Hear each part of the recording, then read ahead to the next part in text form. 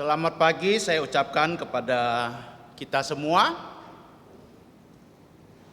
Selamat beribadah di hari Tuhan. Kiranya damai sejahtera dari Tuhan menyertai kita semua. Sebelum ibadah dimulai, saya menghimbau kepada kita semua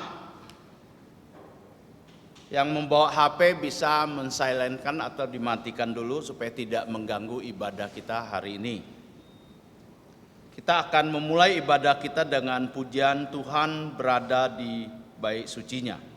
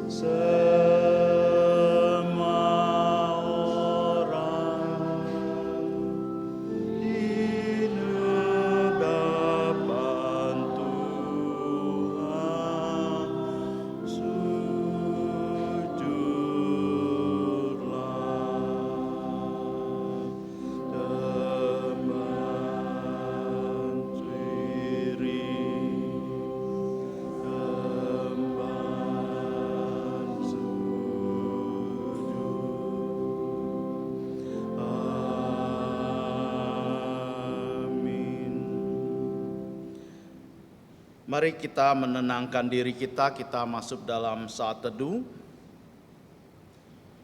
Dengarlah firman Tuhan, Mazmur 121 ayat 7 dan 8. Tuhan akan menjaga engkau terhadap segala kecelakaan, Ia akan menjaga nyawamu, Tuhan akan menjaga keluar masukmu dari sekarang sampai selama-lamanya. Amin. Saat teduh selesai, mari kita bangkit berdiri. Kita memuji Tuhan. Nomor 13. Nomor 13. Allah Bapa hadir dalam bait sucinya.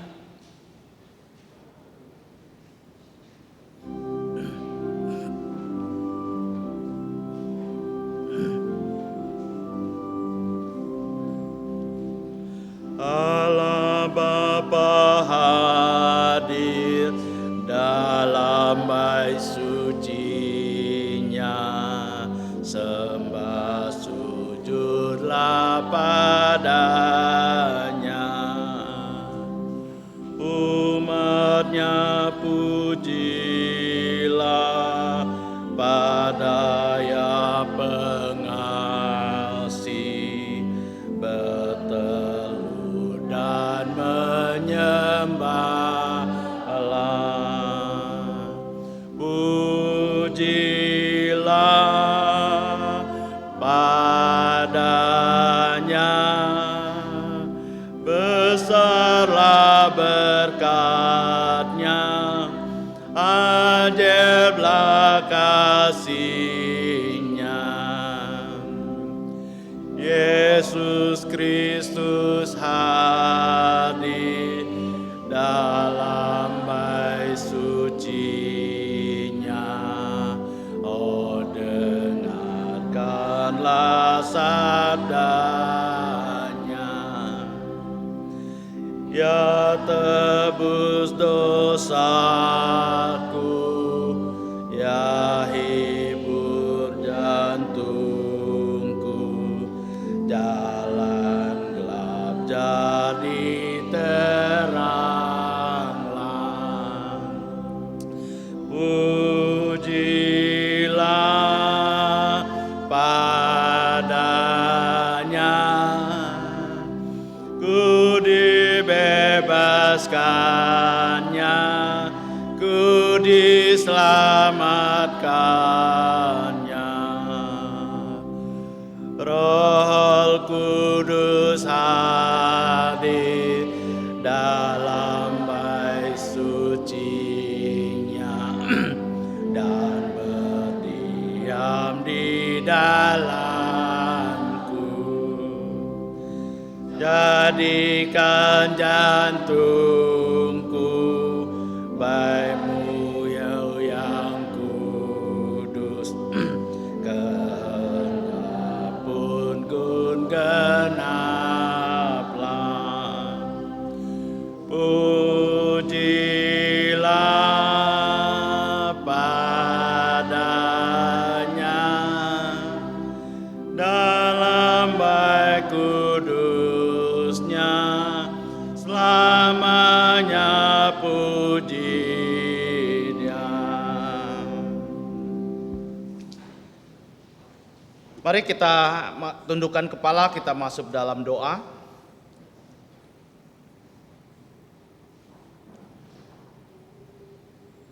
Allah Bapa kami yang ada di surga, Allah Abraham, Ishak dan Yakub, Allah yang kami kenal melalui putra-Mu Tuhan Yesus yang menjelma menjadi manusia, yang mati di kayu salib untuk dosa-dosa kami, menebus kami. Terima kasih untuk kasih-Mu yang besar yang Kau nyatakan melalui Tuhan Yesus. Maka di pagi hari ini kami datang dengan penuh sukacita dan bersorak-sorai di hadapan-Mu, karena Engkau, Yesus, sudah bangkit, yang telah mati dan dibangkitkan pada hari ketiga. Maka kami merayakan kebangkitan ini di hari-Mu, di hari Tuhan ini. Kami mau datang untuk menyembah, memuji, menaikkan syukur kami karena penyertaan-Mu, karena pemeliharaan-Mu, karena berkat-berkat-Mu secara jasmani maupun rohani yang Engkau telah berikan kepada kami. Terima kasih, kiranya Engkau memimpin ibadah kami ini dari awal, pertengahan, sampai akhirnya. Ampuni dosa pelanggaran kami. Di dalam nama Tuhan Yesus kami ucap syukur yang sudah mengajarkan kami doa Bapa kami yang berbumi.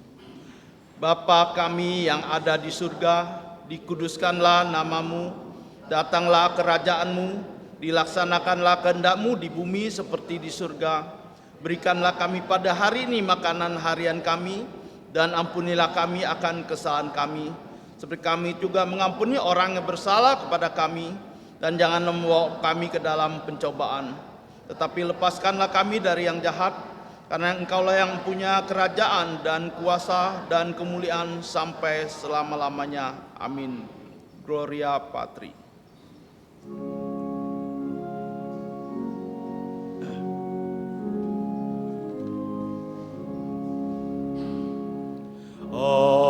Hormat diberi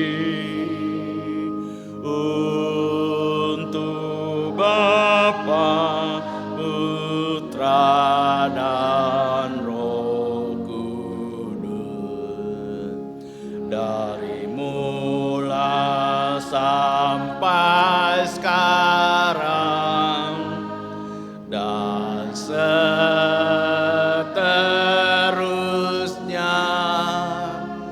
termulia.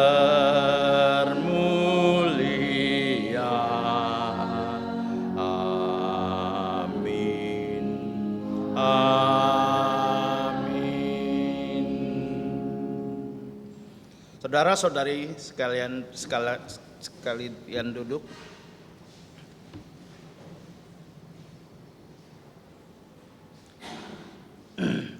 Selanjutnya kita mau membacakan Alkitab dari Kisah Para Rasul pasal 1 ayat 15 sampai 26. Kita akan membacakannya secara bertanggapan. Kisah Para Rasul pasal pertama ayat 15 sampai 26. Saya di sini akan baca ayat 15, saudara-saudari ayat 16 sampai seterusnya ayat 24 sampai 25, 26 kita akan bersama-sama membacakannya. Saya akan memulai dari ayat 15. Pada hari itu berdirilah Petrus di tengah-tengah saudara-saudara yang sedang berkumpul itu, kira-kira 120 orang banyaknya, lalu berkata, "Hai saudara-saudara, haruslah genap nas kitab suci yang disampaikan Roh Kudus dengan perantara Daud tentang Yudas, pemimpin orang-orang yang menangkap Yesus itu. Dahulu ia termasuk bilangan kami dan mengambil bagian di dalam pelayanan ini. Yudas ini telah termasuk bilangan upahnya. Lalu ia jatuh terungkap dan perutnya terbelah sehingga semua isi perutnya tertumpah dan keluar. Hal itu diketahui oleh semua penduduk Yerusalem, sehingga tanah itu mereka sebut dalam bahasa mereka sendiri Hakaldama, artinya tanah darah. Sebab sudah ditulis dalam kitab Mazmur, biarlah perkemahan menjadi sunyi dan hendaklah ia tidak ada penghuni di dalamnya, hendaklah jabatannya diambil orang lain. Jadi harus ditambahkan kepada kami seorang dari mereka yang senantiasa datang berkumpul dengan kami selama Tuhan Yesus bersama-sama dengan kami. Itu mulai dari baptisan Yohanes sampai hari Yesus terangkat ke surga meninggalkan kami untuk menjadi saksi dengan kami tentang kebangkitannya." Lalu mereka mengusulkan 2 orang, Yusuf yang disebut Barsabas dan juga bernama Justus dan Matias sama-sama, dan mereka semua berdoa bersama, "Ya Tuhan, Engkaulah yang mengenal jantung semua orang, tunjukkanlah kiranya siapa yang Engkau pilih dari kedua orang ini untuk menerima jabatan pelayanan, yaitu kerasulan yang ditinggalkan Yudas yang telah jatuh ke tempat yang wajar untuknya." Lalu mereka membuang undi untuk kedua orang itu, dan kena undi adalah Matias, dan dengan demikian ia ditambahkan kepada bilangan ke-11 rasul itu. Puji Tuhan atas pembacaan firman Tuhan. Berbahagialah orang yang membaca, merenungkan, dan mengajarkan dan bahkan melakukan firman Tuhan ini. Kita akan kembali memuji Tuhan dengan lagu 221. 221, Sandar pada Lengan yang Kekal.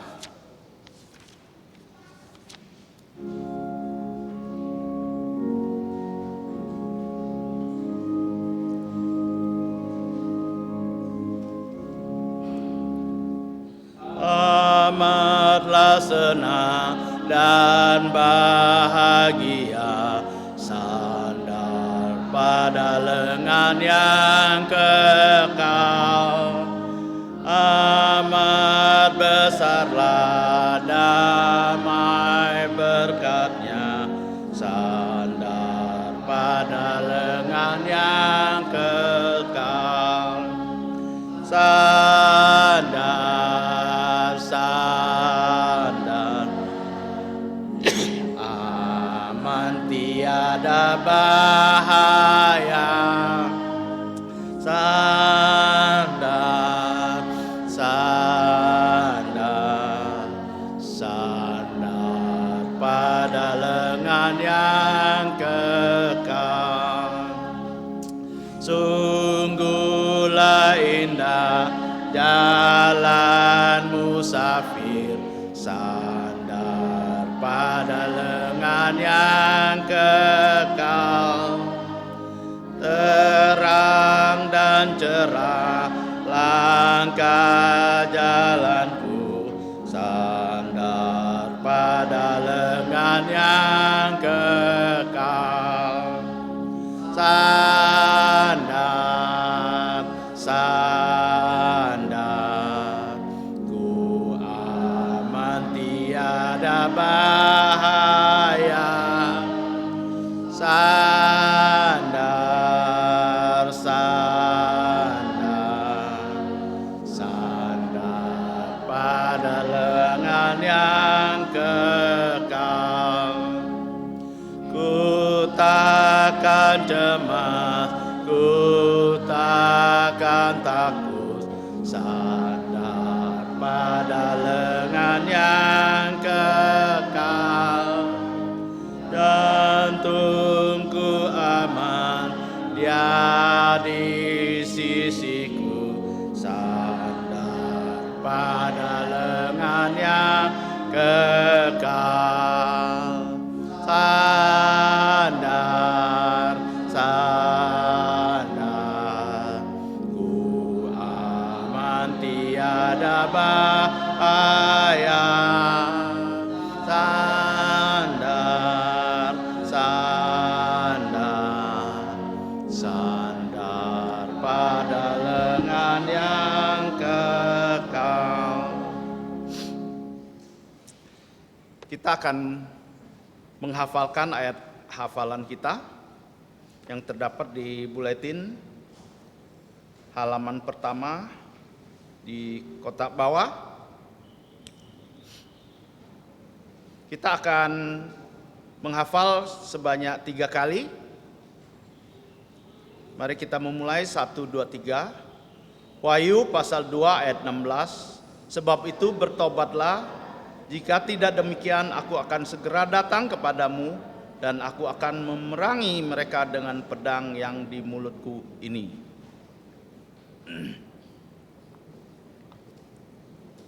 Sekali lagi 1, 2, 3. Wahyu pasal 2 ayat 16.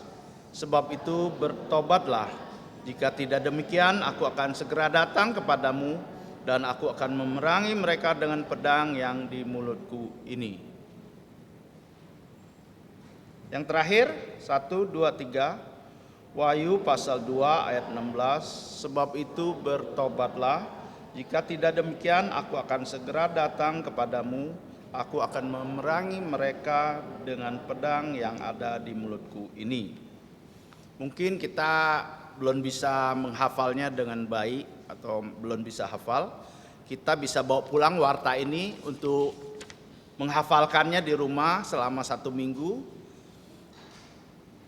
Kita akan melihat warta gereja kita. Di warta gereja, buletin gereja halaman 4 di kotak bawah. Tapi sebelumnya kita dapat melihat jadwal pelayanan kita yang ada untuk bulan Februari ini. Bagi yang bertugas bisa mempersiapkan diri, datang lebih awal dan mempersiapkan dengan baik. Warta pertama, doa dan puasa akan dilakukan secara sukarela di rumah masing-masing mulai dari jam 6 sore ini sampai besok sore jam 6. Yang kedua, sekolah minggu remaja pemuda umum diadakan sebelum ibadah umum dimulai, yaitu jam 9.15 sampai 9.45 untuk belajar kitab Wahyu. Harap didoakan dan hadirilah supaya rohani kita dapat bertumbuh. Yang ketiga, puji Tuhan gereja sudah menyediakan pengajaran firman Tuhan untuk dewasa dan anak-anak sekolah minggu dan SIMSI. Video sudah diunggah ke YouTube. Harap para kepala keluarga dapat menggunakan pengajaran firman ini untuk memimpin keluarganya dan semua anak-anaknya untuk beribadah kepada Tuhan. Yang keempat, puji Tuhan Sekolah Kristen Kalvari akan menggunakan fasilitas pengajaran jarak jauh dengan menggunakan Microsoft Teams. Doa semoga bisa berjalan dengan baik. Dapat melihat yaitu Sekolah Kristen Kalvari sudah dapat diakses di sekolah Kristen Kalvari.sch.id. Yang kelima, Saudara Budianto dan Saudari Iga akan dipersatukan dalam pernikahan kudus yang akan dilayani oleh gereja. Jika ada seorang di antara jemaat yang bisa menunjukkan suatu alasan layak mengapa kedua orang ini tidak boleh secara sah dipersatukan, hendaklah ia berbicara. Atau apabila tidak, maka setelah dilangsungkan pernikahan ini, hendaklah ia tidak lagi mempersoalkan untuk selama-lamanya. Yang terakhir, kita apakah ada yang pertama kali hadir di dalam ibadah hari ini? Kalau ada bisa berdiri. Saya rasa tidak ada ya. Saat ini kita akan memberikan yang terbaik untuk Tuhan lewat persembahan kita. Sambil kita memberikan persembahan, kita memuji Tuhan. 202 jalannya, 202.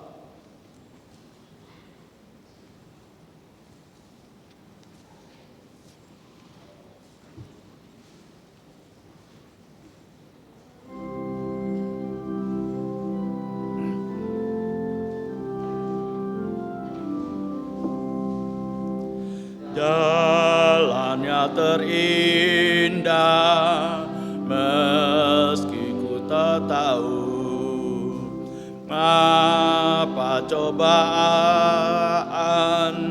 datang menyerang, dengan bagai cara yang mengujiku, maka ku berserah pada Tuhanku. Jalannya terindah, jalannya terbaik, ku mau sandar selalu yang memimpinku. Jalan terindah di rencananya, ku sandar padanya yang menuntunku.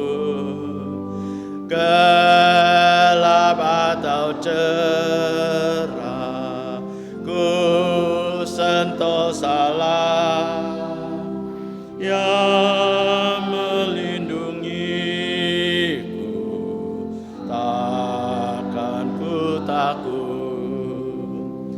Jalannya terindah, jalannya terbaik, ku bersandar selalu yang memimpinku. Jalannya ku suka yang memimpinku, ku sandar padanya, manis dan nyaman, tak ada bahaya dan kesusahan. Ku besan padanya, ya sungguh indah. Jalannya terindah, jalannya terbaik, ku mau sandar selalu yang memimpinku. Mari kita bangkit berdiri. Kita menyanyikan doksologi.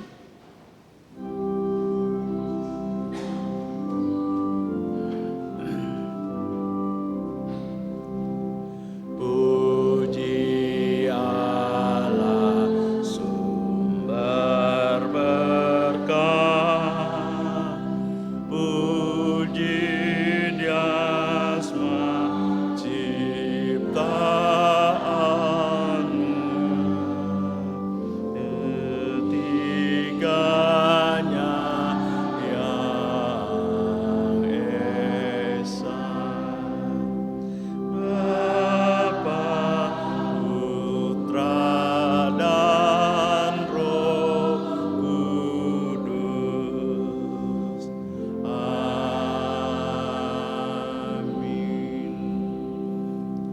Mari kita masuk dalam doa. Terpujilah kepadamu Allah Bapa kami yang di surga, yang sudah memimpin ibadah ini dari awal sampai pertengahan ini. Kami ucap syukur untuk kesempatan di mana kami diberikan untuk datang menyembah Engkau lewat persembahan kami. Semua adalah pemberian, semua adalah berkat yang Engkau sudah curahkan dan memberkati kami. Kami saat ini dengan rasa syukur kepada Engkau, kami kembalikan sebagian berkat-Mu kepada Engkau. Kiranya Engkau menerima dan Engkau memakai dan Engkau memberkati tangan-tangan yang sudah memberinya dengan berkat rohani, berkat jasmani, berkat kesehatan, kekuatan, pelindungan daripada-Mu. Terima kasih. Ajar kami, jadikan kami menjadi persembahan yang kudus, yang hidup, yang berkenan untuk memuliakan nama Engkau. Terima kasih, kami ucap syukur untuk persembahan kami. Di dalam nama Tuhan Yesus kami ucap syukur, berdoa, amin. Saudara-saudari sekalian silakan duduk. Tiba saatnya kita akan mempersiapkan lubuk jantung kita untuk menerima kebenaran firman Tuhan. Hari ini yang akan doa pengembalaan maupun khotbah yaitu GI Peter Yoksan dengan tema khotbahnya para murid, para rasul, Maria Ibu Yesus dan adik-adik tirinya. Waktu dan tempat kami persilakan. Saudara-saudari yang saya kasih dalam Tuhan Yesus Kristus, selamat pagi. Sebelum kita mendengarkan firman Tuhan dan mengikuti perjamuan kudus, mari kita kembali bersatu dalam doa. Sebelum kita berdoa, silakan berlutut. Dan sebelum kita masuk dalam doa, mari kita sekali lagi mengaku akan dosa-dosa kita dan kesalahan kita, supaya belas kasihan Tuhan dan darah Yesus menghapus semua pelanggaran kita dan doa-doa kita tidak dihalangi oleh dosa-dosa kita. Mari kita bersatu dalam doa. Mari kita berdoa.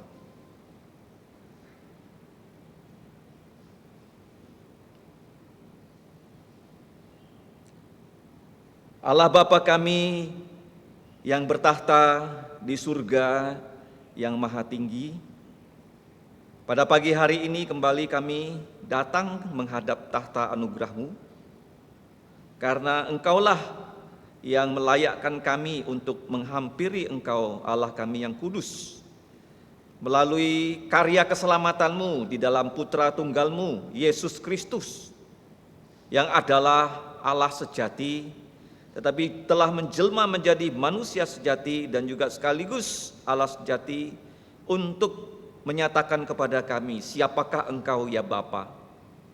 Karena jikalau bukan Tuhan Yesus, kami tidak mungkin mengenal Engkau ya Bapa.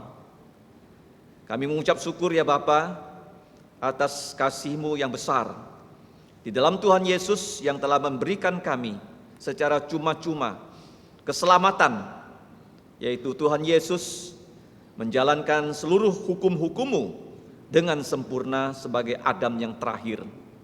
Sebagai wakil dari seluruh manusia, Ia pun rela mati di salib. Lubang-lubang paku di tubuh Yesus, di tangan kaki, bahkan lubang tombak di lambung Yesus telah mengalirkan darah dan air sebagai tanda Dia sudah mati. Bukan karena Dia berdosa, tetapi karena dosa-dosa kami ya Bapa. Kami telah berdosa mulai dari nenek moyang kami, Hawa, Adam.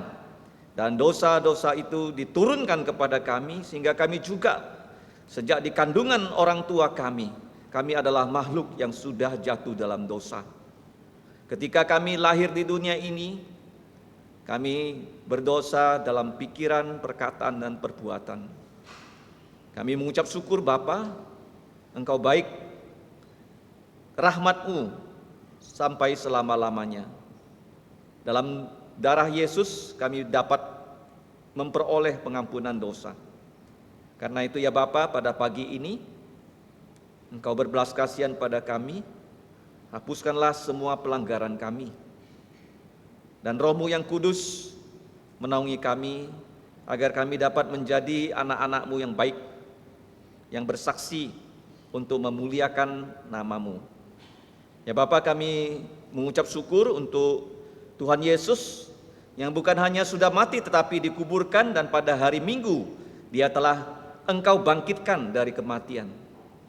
Bahkan karena Dia Allah yang Maha Kuasa, Dia juga membangkitkan dirinya sendiri. Demikian juga Roh Kudus. Kebangkitan Tuhan Yesus adalah karya dari Allah Tritunggal. Engkau sendiri, Tuhan Yesus dan Roh Kudus. Kami merayakannya selama berminggu-minggu di rumah-Mu ini ya Bapa. Rumah merayakan sukacita kebangkitan, tetapi juga sekaligus disebut rumah doa untuk segala bangsa. Saat ini ya Bapa, kami datang sujud berdoa di hadapan Engkau. Kami kembali menyerahkan hidup kami. Kami mengucap syukur Engkau telah memimpin kehidupan kami pada tahun Tuhan Yesus 2021. Sudah 1 bulan kami lewati dalam masa pandemi COVID yang terus berlanjut. Kami mengucap syukur Engkau tetap menjaga kami, memberikan kami kesehatan, bukan hanya rohani tapi juga jasmani. Kami saat ini dengan sukacita di rumah-Mu, memuji nama-Mu, dan bahkan nanti kami mau mendengarkan firman-Mu. Kiranya Roh-Mu yang kudus memberikan kami hikmat untuk menangkap kehendak-Mu, sehingga kami dapat diberi dorongan Roh Kudus untuk melakukan semua tugas yang Engkau telah percayakan kepada kami. Ya Bapa, kami berdoa untuk gereja-Mu ini. Kiranya gereja-Mu ini yang merupakan bagian dari gereja yang Tuhan Yesus dirikan, mulai dari Yerusalem, seluruh Yudea, Samaria, sampai ke ujung bumi, di Kalimantan Barat. Kiranya gereja ini Engkau tumbuh kembangkan sebagai sarana untuk memperluas kerajaan Tuhan Yesus, kerajaan-Mu di muka bumi ini. Dengan mengabarkan Injil, dengan bersaksi, kiranya lebih banyak lagi orang mau percaya pada Tuhan Yesus. Ya Bapa, kami saat ini menyerahkan semua pelayanan dari gereja-Mu ini. Pelayanan anak, pelayanan sekolah minggu yang sedang berlangsung di kelas, dan juga kebaktian usia indah yang sedang berlangsung di kelas. Bahkan di beberapa rumah juga sedang berlangsung kebaktian keluarga. Kami menyerahkan kebaktian-kebaktian ini kiranya bisa memuliakan nama-Mu. Bahkan kebaktian nanti petang, baik di Siantan maupun di Sungai Raya Dalam, kiranya semuanya adalah untuk kemuliaan nama-Mu saja. Ya Bapa, kiranya Engkau berkenan melalui gereja-Mu ini, Engkau membangun lebih banyak gereja, bukan hanya di Kalimantan Barat, tetapi sampai seluruh Indonesia, bahkan ke ujung bumi. Karena itulah yang dikehendaki oleh Putra-Mu Tuhan Yesus Kristus. Ya Bapa, kami sekarang menyerahkan hidup kami kepada Engkau. Di antara kami yang datang, jikalau ada yang belum sungguh-sungguh percaya Yesus, bukalah pada saat ini telinga mereka untuk mendengarkan tentang Tuhan Yesus yang sudah mengalahkan maut, agar mereka mau bertobat, menerima pengampunan dosa, dan mendapatkan hidup yang kekal dari Engkau melalui Putra-Mu Tuhan Yesus. Di antara kami juga Bapa, ada yang sedang bergumul dalam kehidupan kami sehari-hari. Kami menyerahkan ya Bapa, yang sakit mohon Engkau sembuhkan, khususnya yang rohaninya mundur, kiranya Engkau menguatkan mereka dengan firman-Mu, agar mereka mau kembali mendekatkan diri kepada Engkau. Yang mengalami tekanan-tekanan ekonomi, ya Bapa, Engkau berikanlah apa yang kami perlukan setiap hari. Ya Bapa, kami juga berdoa untuk yang mengalami masalah dalam pendidikan mereka, di dalam kehidupan rumah tangga, berbagai problem yang kami hadapi. Kami tahu Engkau mau menolong kami. Kami terus berdoa Bapa, kami tahu jalan keluar Engkau akan berikan pada kami. Kami terus berdoa pagi, siang, dan malam, menantikan belas kasihan-Mu. Ya Bapa, kami juga mohon Engkau berbelas kasihan kepada bangsa negara Indonesia, kepada Presiden bersama timnya, dan juga kepala-kepala daerah yang saat ini sedang bergumul menangani COVID-19. Kami mengucap syukur untuk vaksin yang sudah disuntikkan kepada para tenaga-tenaga kesehatan. Kiranya vaksin ini bisa menjangkau masyarakat luas di Indonesia, sehingga imunitas untuk 70% bisa dicapai, sehingga COVID-19 tidak lagi membahayakan seperti sekarang ini. Dan gerejamu ini juga ya Bapa, dapat lebih banyak anak-anakmu datang berkebaktian secara tatap muka. Ya Bapa, kami saat ini juga berdoa untuk anak-anakmu, kiranya kami diberi kesempatan, diberi pelatihan untuk bersaksi tentang Tuhan Yesus, mulai dari Irian Jaya sampai ke Aceh. Ya Bapa, setelah mendengarkan firman-Mu, kami mau menerima cawan, kami mau menerima roti sebagai lambang tubuh Yesus yang tidak berdosa, dan cawan melambangkan darah Yesus, yaitu perjanjian baru yang dimeteraikan dengan darah Yesus. Kiranya dengan sakramen rohani ini kami dikuatkan, bukan hanya mengingat akan cinta kasih-Mu lewat Tuhan Yesus, tetapi kami juga mau menantikan Yesus yang segera datang sebagai Raja segala Raja. Dan pada saat kami menantikan kedatangan Tuhan Yesus, kami mau ya Bapa menjadi saksi untuk Tuhan Yesus. Saat ini ya Bapa, kami serahkan waktu selanjutnya. Tolonglah kami sebagai pendengar firman yang baik, pelaku dan pewarta firman-Mu hanya untuk kemuliaan nama-Mu. Demikianlah ya Bapa, kami berdoa dan mengucap syukur hanya di dalam nama Tuhan Yesus. Amin. Silakan duduk.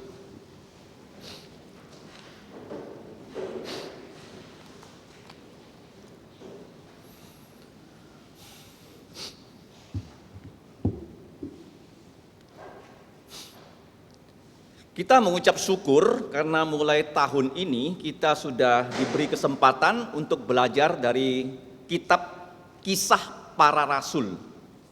Nah, kitab ini adalah kitab yang unik ya, karena ditempatkan setelah keempat Injil ya.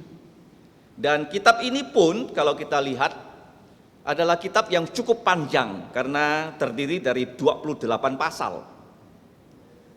Nah, sesungguhnya pada saat kitab ini ditulis oleh Dr. Lukas ya, satu-satunya penulis Alkitab yang bukan orang Yahudi. Dia bukan orang bersunat, dia bukan keturunan Abraham, dia adalah orang Eropa, orang kulit putih yang menjadi tim dari pelayanan Rasul Paulus. Ketika dia menulis Kisah Para Rasul, itu adalah kelanjutan dari Injil Lukas, karena dia dipakai Tuhan untuk menulis Injil Lukas dan Kisah Para Rasul. Nah, uniknya Kisah Para Rasul, kalau kita bandingkan dengan Injil Lukas, Kisah Para Rasul tidak ditutup dengan kata amin. Injil Lukas ditutup dengan kata amin. Ada orang berkata, kemungkinan besar Kisah Para Rasul ini ceritanya belum habis, kesaksiannya belum habis. Di mana-mana pekerjaan Tuhan Yesus, kalau dilaksanakan di muka bumi sesuai dengan ya, pimpinan Roh Kudus, itu Allah punya kameranya, Dia punya catatannya, menjadi kelanjutan dari Kisah Para Rasul. Seperti saat ini, di masa pandemi COVID, kalian datang, bukan hanya datang dengan keluarga, datang ke gereja. Ini menjadi catatan di dalam Kisah Para Rasul.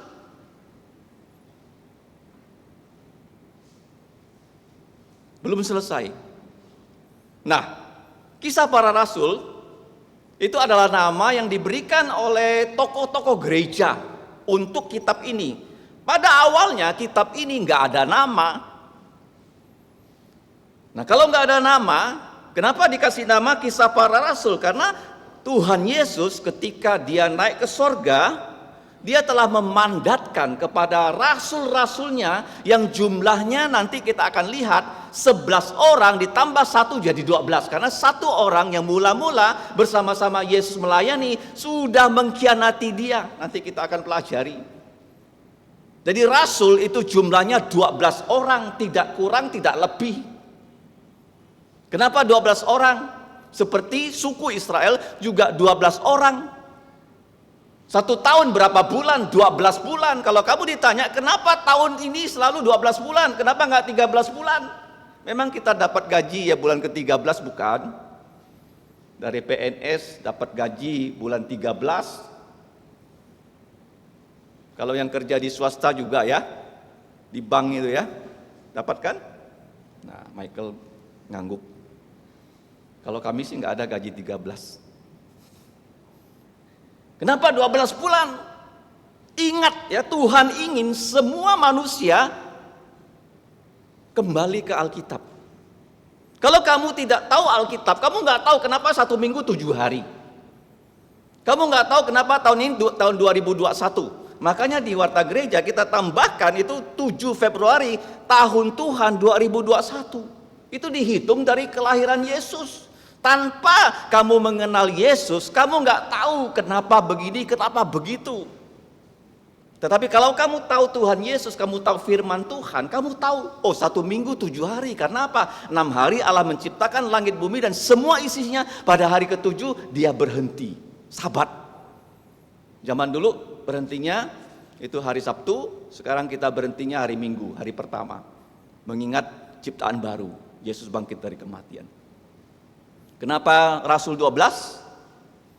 1 tahun 12 bulan. Suku Israel 12 suku. Jadi kalau kita tahu Alkitab, kita nggak bingung ya. Tapi kalau orang nggak tahu Alkitab, walaupun dia profesor, dia doktor, dia jenderal, dia presiden, dia perdana menteri, dia bingung loh. Ada sesuatu yang nggak dia mengerti. Makanya kalau kalian ingin lebih tahu tentang firman Tuhan, jam 9.15 datang ikut sekolah minggu dewasa. Dengan belajar firman, kita menjadi lebih mengerti akan siapakah Tuhan. Nah, kisah para rasul untuk saya adalah misi Yesus Kristus jilid 2. Jilid 1-nya misi Yesus Kristus itu sudah selesai di dalam 4 Injil. Matius, Markus, Lukas, Yohanes itu sudah menuntaskan misi Tuhan Yesus Kristus jilid 1. Misi Tuhan Yesus Kristus jilid 2 itu dari kisah para rasul sampai kitab Wahyu, itu jilid 2. Disebut zaman gereja perjanjian baru. Nanti akan kita pelajari loh. Gereja perjanjian baru itu bukan hanya terdiri dari orang-orang Yahudi, tetapi untuk semua bangsa. Seluruh suku di muka bumi ini dijadikan murid-murid Yesus oleh 12 rasul yang diutus ditambah Rasul Paulus, sehingga Injil Yesus Kristus, gereja-gereja berdiri bukan hanya Yerusalem, Yudea, Samaria, sampai ke ujung bumi. Ada gereja Tuhan Yesus. Itu jilid 2 loh. Nah, jilid 3-nya nanti waktu Yesus datang kedua kali, gereja perjanjian baru akan diangkat ke sorga. Gereja itu bukan gedung loh. Kamu jangan bayangkan gedung ini yang diangkat. Bukan, manusianya. Orang yang sudah mati dalam Yesus akan dibangkitkan, diberi tubuh mulia seperti Tuhan Yesus. Makanya orang Kristen kalau mati nggak boleh dibakar. Makanya di gereja ini kalau kamu menjadi anggota gereja, itu ada sumpah dari kamu. Waktu kamu mati, kamu ada pesan sama keluarga kamu, saya tidak akan dibakar. Saya akan dikuburkan secara terhormat seperti Yesus. Kalau keluarga kamu memaksa ingin dibakar, gereja tidak ada urusannya. Lakukan sendiri. Paham ya? Nah, itu jilid 2. Gereja sudah diangkat. Apa itu gereja? Orang yang percaya Yesus dibangkitkan, diberi tubuh mulia. Dan kita sekarang yang masih hidup, kalau Yesus sekarang datang, kamu sungguh-sungguh percaya Yesus, langsung punya tubuh mulia loh. Yang masih kecil, ya seperti saya lihat di sini ada Okto, Yudi kan, masih remaja. Langsung diberi tubuh. Usianya seperti Yesus 33,5 tahun. Yang tua ya, yang 70-80 langsung menjadi muda. Yang mati bangkit. Memiliki tubuh seperti Yesus, naik ke sorga. Ketemu Tuhan Yesus itu jilid 2. Di bumi ini, ini jilid 3-nya, 7 tahun itu yang berkuasa namanya Antikristus. Dia mengatakan dirinya sebagai Kristus. Dan dia minta nanti pada pertengahan kekuasaannya semua dunia harus menyembah dia, tidak boleh ada lagi agama. Dan pada saat itu Tuhan itu memberikan dunia ini tulah demi tulah. Kamu bisa baca Wahyu pasal 6 sampai 19. Pandemi Covid ini hanya indikasi kecil ya tentang tulah di kitab Wahyu. Kita tidak pernah membayangkannya ada penyakit yang bisa membuat manusia seluruh dunia mati ya. Sudah 1 juta orang mati loh. Tetapi kalau kamu pelajari Wahyu pasal 6 sampai 19 itu nanti akan ada sepertiga manusia mati, sepertiga manusia seluruh dunia mati, sehingga totalnya itu adalah separuh penduduk dunia.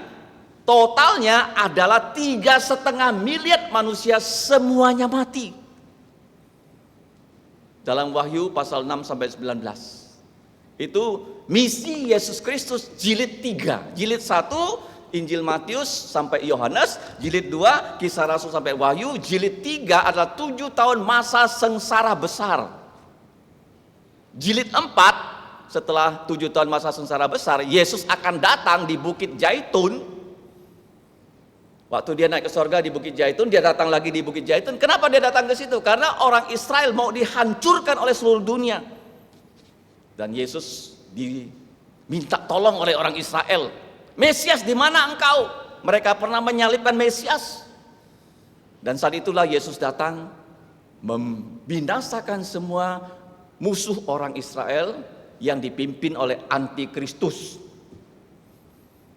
Antikristus bersama nabi palsu dilemparkan oleh Yesus ke dalam danau api. Dan semua roh jahat ditangkap oleh malaikat-malaikatnya Tuhan Yesus, dibuang ke lubang tanpa dasar. Dan Yesus menjadi raja 1000 tahun di kota Yerusalem. Dia menjadi raja segala raja, dan kita yang percaya Yesus akan datang bersama-sama Yesus dalam tubuh yang mulia, menjadi raja di tempat kita masing-masing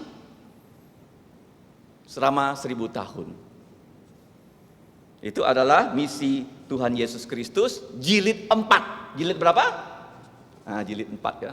Session 4. Jilid yang terakhir setelah 1000 tahun, Tuhan Yesus akan mengizinkan roh jahat setan itu keluar dari lubang tanpa dasar.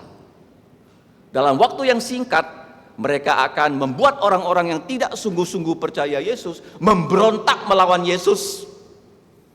Dan Tuhan Yesus mengalahkan mereka untuk terakhir kali. Dan Tuhan Yesus menyelenggarakan pengadilan tahta putih besar. Semua orang yang mati itu dibangkitkan, diadilin, dan dibuang ke dalam danau api. Dan bumi ini akan dibakar dengan api. Tidak ada lagi, dan Tuhan Yesus menciptakan langit baru, bumi baru, dan kita semua akan tinggal di kota Yerusalem baru. Tidak ada mataharinya, tidak ada lautnya. Jangan lupa ya, ada jilid 1, jilid 2, jilid 3, jilid 4, jilid 5. Kita berada di situ secara kekal.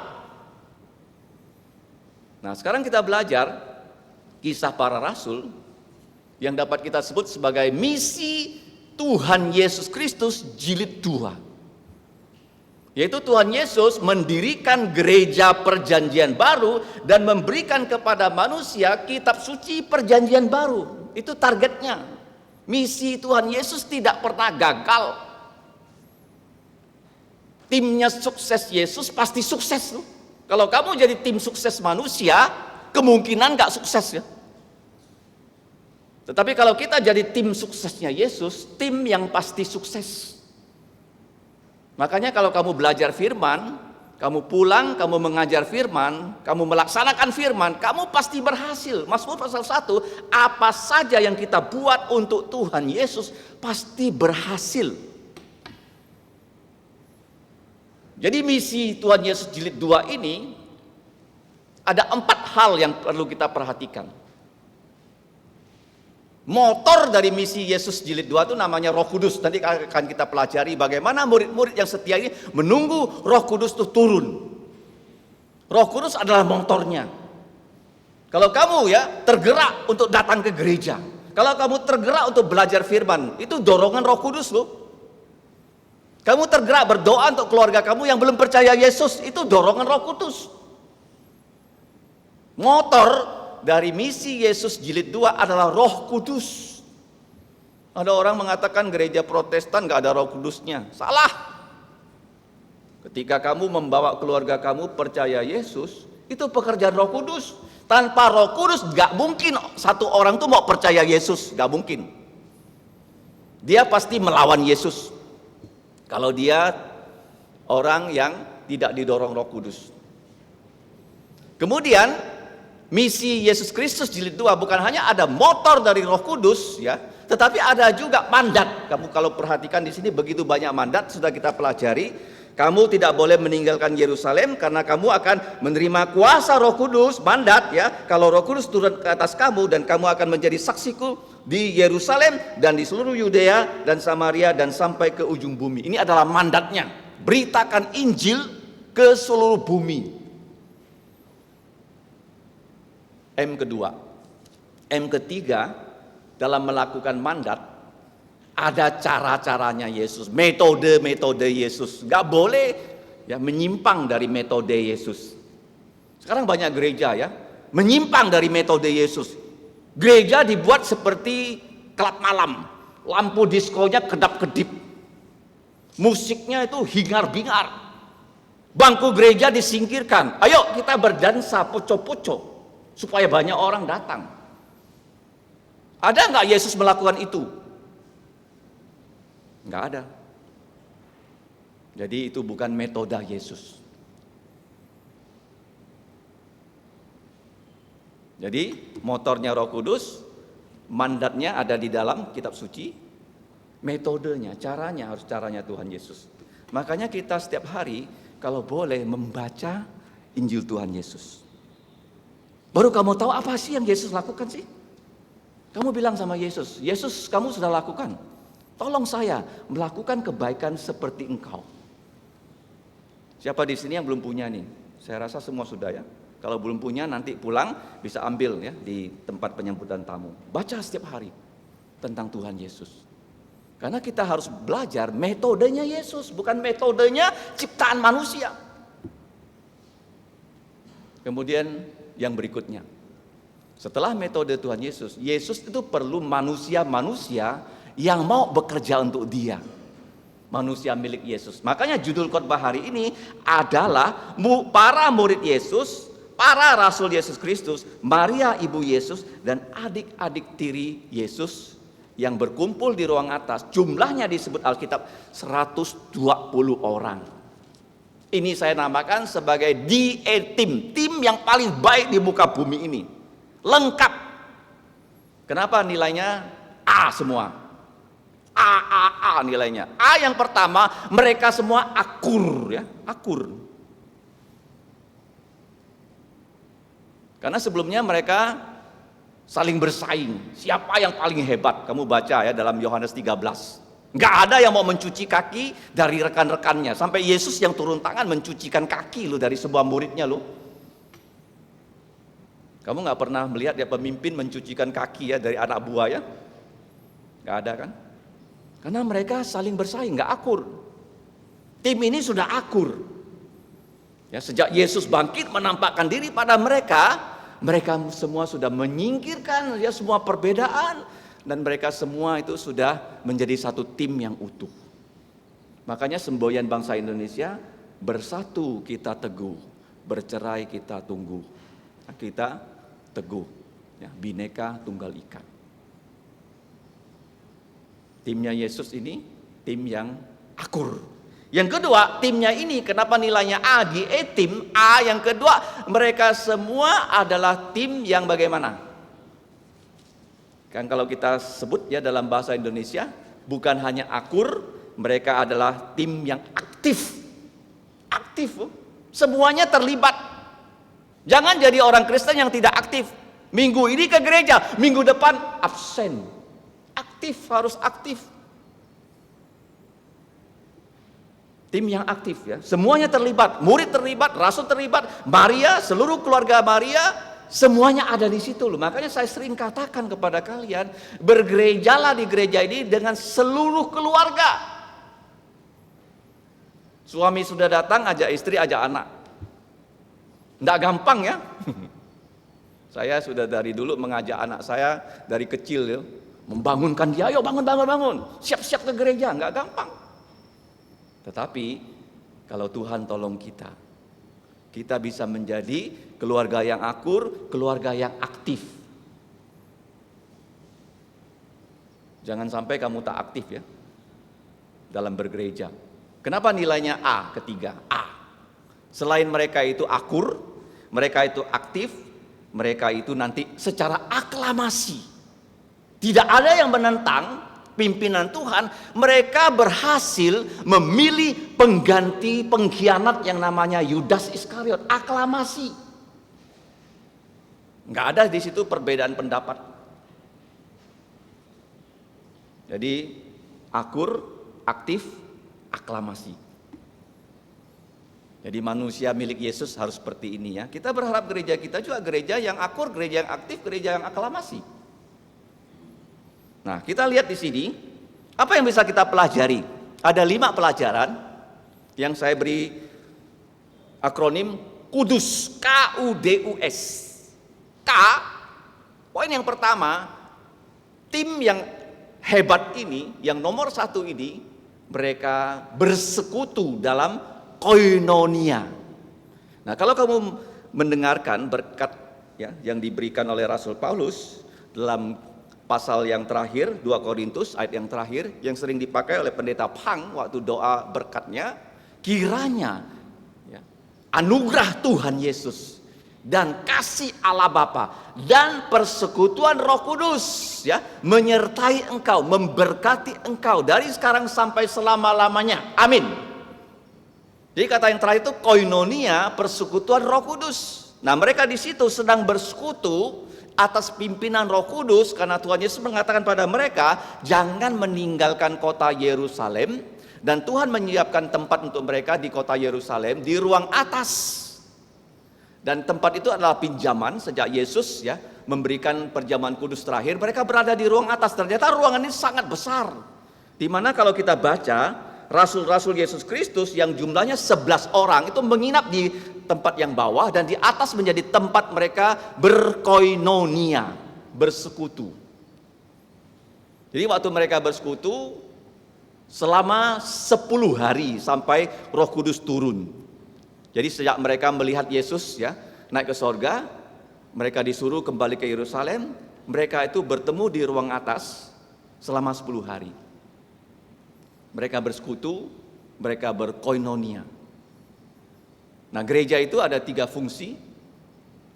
Bersaksi, bahasa Yunaninya marturia. Gereja yang membantu orang-orang yang miskin, orang-orang yang berkekurangan, itu diakonia. Gereja yang bersekutu seperti sekarang ini kita bersekutu dalam kebaktian, itu koinonia. Nah, waktu mereka bersekutu itu ada hal yang dipimpin oleh Tuhan. Apa saja? Yang pertama, kalau kita lihat, ketika orang berkumpul seperti ini, kita mempunyai tata kebaktian kan? Siapa yang memimpin pujian? Siapa yang memainkan musik? Kapan acara untuk persembahan? Kapan acara khotbah? Semuanya sudah teratur. Jadi waktu mereka bertemu, kamu kalau lihat di situ, ada seorang yang bernama Petrus. Petrus ini kalau kita baca namanya, dia disatukan namanya dengan Yakobus. Kemudian di ayat yang ke-13 ya ada rasul lain yang bernama Andreas, Filipus, Thomas, Bartolomeus, Matius, Yakobus, Simon orang Zelot, dan Yudas ya bin Yakobus. Ada 11 orang. Nah, Petrus itu namanya ditempatkan di depan. Kenapa begitu? Karena Yesus ya, sebelum dia meninggalkan dunia, naik ke sorga, dia telah memberikan mandat kepada Petrus untuk mendirikan gereja-gereja perjanjian baru. Kalau kamu baca dalam Matius 16, aku akan memberikan kepada kamu kunci kerajaan sorga. Dan Petrus nanti kalau kita lihat di Kisah Para Rasul, dari pasal 1 sampai pasal yang ke-10, dia betul-betul ya membuka ya pintu untuk kerajaan sorga dengan Injil di Yerusalem, Yudea. Waktu dia berkhotbah nanti di Pentakosta pasal 2, ada 3.000 orang bertobat. Kemudian kalau kita bergerak di Kisah Rasul ya pasal 8, dia diutus ya ke Samaria bersama Yohanes untuk meresmikan pengabaran Injil di situ yang sudah dilakukan oleh diakon Filipus dan keempat putrinya. Jadi sudah ada di Yerusalem, Yudea, Samaria, ujung bumi pasal 10. Tuhan memberikan dia mandat untuk pergi ke rumah orang bule, orang Italia, kulit putih, ke rumah Cornelius, dan seluruh keluarga Cornelius percaya Yesus.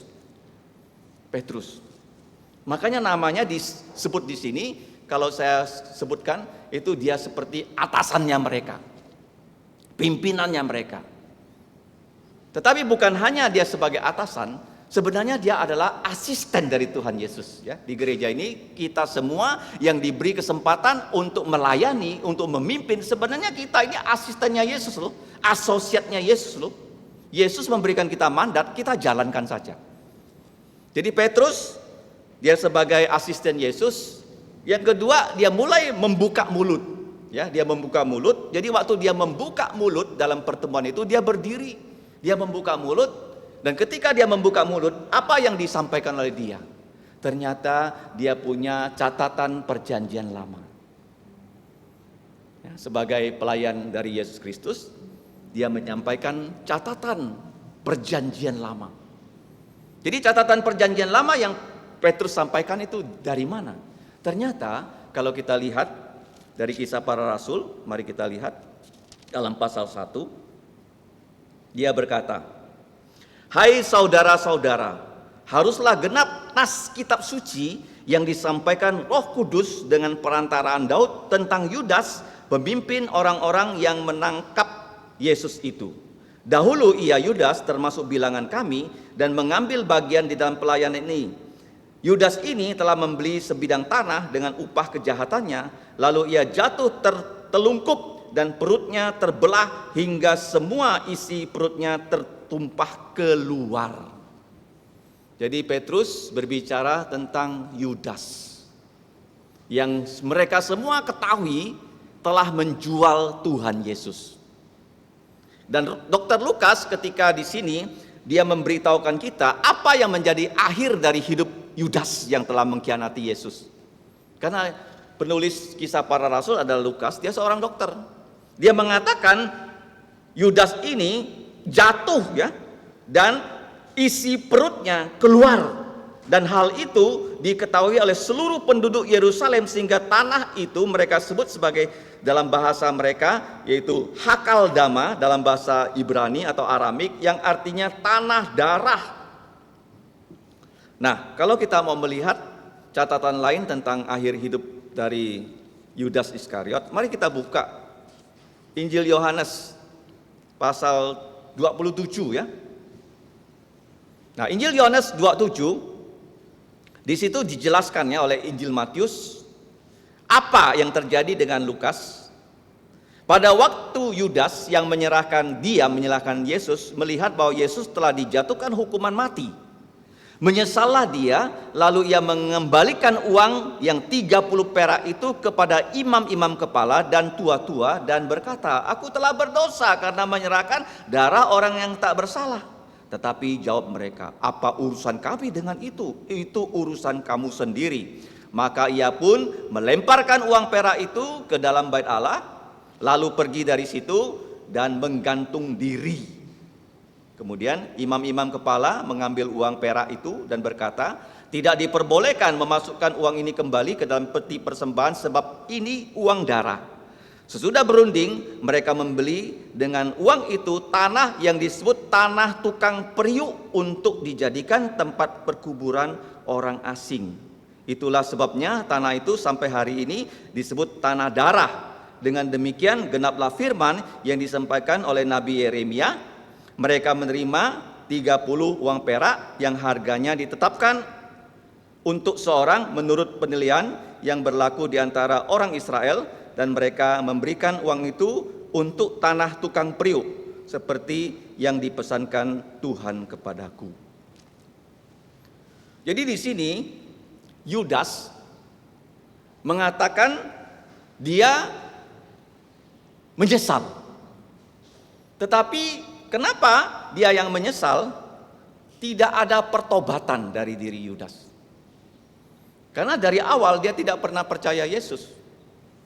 Dan kita kalau melihat di sini, tanah tempat Yudas dikubur itu adalah tanah darah.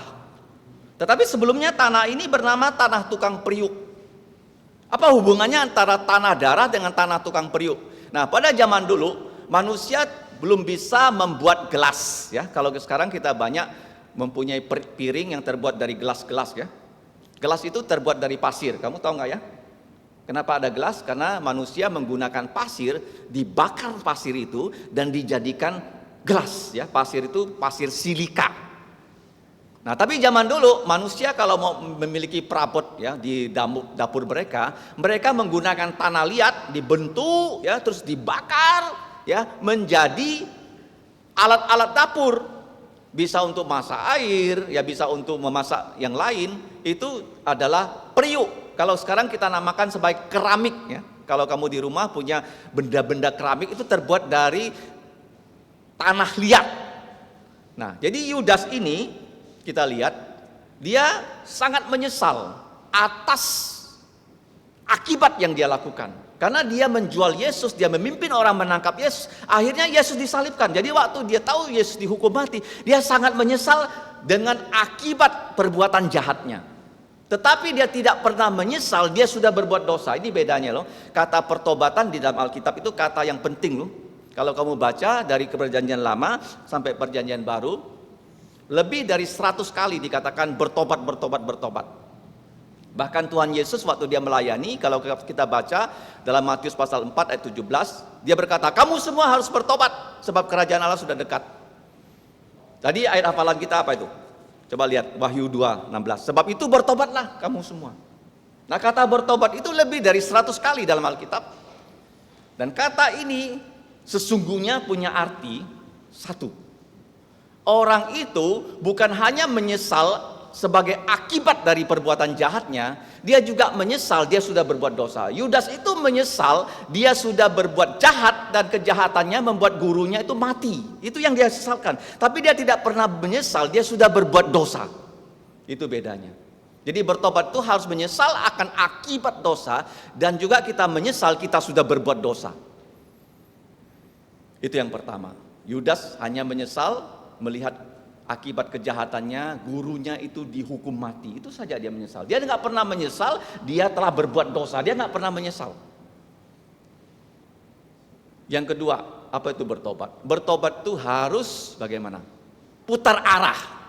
Ya, seperti kalau kita berjalan, sebelumnya itu menuju kebinasaan, kita berputar arah. Yang ketiga, dalam Alkitab kata bertobat itu dalam Perjanjian Baru dipakai kata metanoia. Apa itu metanoia? Terjadi kelahiran baru dalam diri kita, sehingga pikiran kita itu bukan lagi duniawi, tapi pikiran kita adalah rohani. Diubah oleh Yesus loh. Dulu kamu tidak punya kehidupan rohani, tapi setelah kamu percaya Yesus, kamu menjadi ciptaan baru. Itu artinya bukan hanya berputar arah. Yang ketiga, metanoia. Jadi Yudas ini kalau kita lihat, dia itu ingin menyangkal bahwa dia sudah berbuat salah. Karena dia pikir kalau dia kembalikan uang yang 30 perak itu, maka dia bisa membersihkan dirinya dari kejahatan yang pernah dia buat. Jadi dia pergi ke bait Allah, dia mau serahkan kepada para pemimpin agama Yahudi. Tentu saja mereka tidak mau menerima uang darah itu. Dan Yudas pun tidak kehilangan akal. Dia lemparkan uang itu ke dalam bait Allah. Dan dia pergi, dikatakan dia menggantung diri. Nah, iblis sudah memakai Yudas. Kalau kamu baca dalam perjamuan terakhir, Yudas itu waktu Yesus memberikan dia makan, dan dia ambil roti itu, dia makan, waktu itu iblis itu masuk dalam lubuk jantungnya. Jadi pada saat itu dia menjadi alat iblis untuk menjual Yesus. Tetapi iblis yang ingin membunuh Yesus, cita-citanya sudah tercapai. Yudas itu sudah tidak ada gunanya lagi.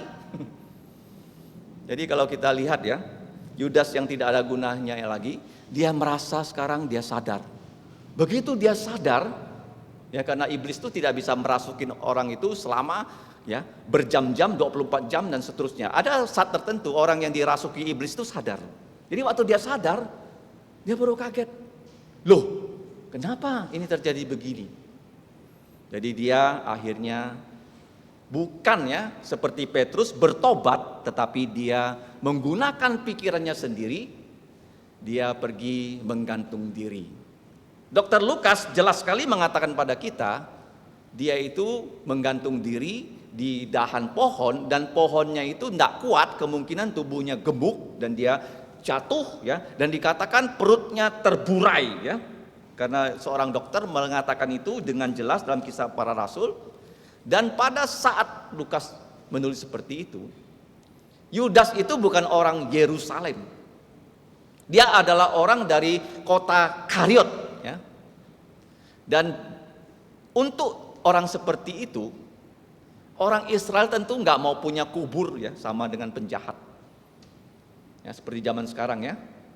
Kalau ada teroris ya, kebanyakan kota itu enggan ya menerima jenazah teroris dikuburkan di pekuburan mereka. Jadi Yudas ini dia dikuburkan di mana tuh? Di tanah yang sebelumnya bernama tanah tukang periuk. Tadi saya katakan tuh tanah liat diambil oleh orang-orang di kota Yerusalem untuk membuat perabot rumah tangga. Tetapi disitulah Yudas menggantung diri. Dia nggak pilih-pilih tempat ya. Dia menggantung diri di tanah tukang periuk itu. Sehingga dia jatuh di situ, dan tanah itu dibeli oleh pemimpin agama Yahudi. Dan tanah tukang periuk itu yang dulunya bagus loh. Semua mereka yang ada di Yerusalem tahu ya, perabot rumah tangga mereka tuh tanah liatnya tuh berasal dari tempat itu. Tetapi tempat itu dipakai oleh Yudas untuk menggantung diri. Siapa yang mau ya mendapatkan tanah di situ untuk buat perabot lagi? Pasti nggak laku.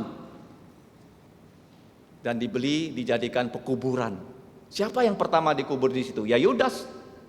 Disebut tanah darah, pekuburan orang asing, karena Yudas bukan orang Yerusalem. Dia dikuburkan di situ. Ya nggak ada di dunia ini yayasan tanah darah, nggak ada kan? Yayasan kita semua di Pontianak kan dengan nama marga kan? Namanya dipilih dengan baik. Yang nggak ada yayasan tanah darah. Kenapa bisa begitu? Karena waktu dia jatuh, ya badannya besar. Dokter Lukas bilang tuh perutnya tuh terburai. Kalau zaman sekarang tuh disebut sebagai termutilasi. Termutilasi loh. Kalau kamu punya imajinasi sedikit loh. Jadi badannya tuh terbelah. Dan karena peristiwa ini menggoncangkan Yerusalem, dikatakan Alkitab semua orang Yerusalem itu tahu. Dan tanah tukang periuk sekarang oleh Yudas yang mengkhianati Yesus, yang meninggalkan Yesus, menjadi tanah tukang darah akal dama. Peringatan untuk kita loh, kalau kamu tak setia sama Yesus, tidak mau bertobat seperti Yudas, pada akhirnya dia mati menggenaskan. Dan dikatakan tanah itu sampai sekarang orang tahu itu tanah darah. Jadi waktu Petrus berbicara tentang Yudas, mereka semua ingat akan Yudas. Tapi Yudas ini pernah menjadi rasul ya. Dan waktu itu Petrus melihat perjanjian lama. Karena ada nubuat tentang Yudas di perjanjian lama, kalau kita baca dalam ayat 20, sebab ada ditulis di kitab Mazmur, hendaklah perkemahannya menjadi sunyi, dan hendaklah tidak ada penghuni di dalamnya. Ini kutipan Mazmur, coba tolong dicatat ya, 89. Di mana Yudas yang meninggalkan kampung halamannya nggak pernah kembali lagi. Ya, dia dari tanah Iskariot Ya, dia itu pria, Kariot itu kota Kariot. Dia nggak pernah balik lagi. Di mana Yudas? Oh, di Yerusalem. Di mana dia? Di tanah darah, dikuburkan di situ.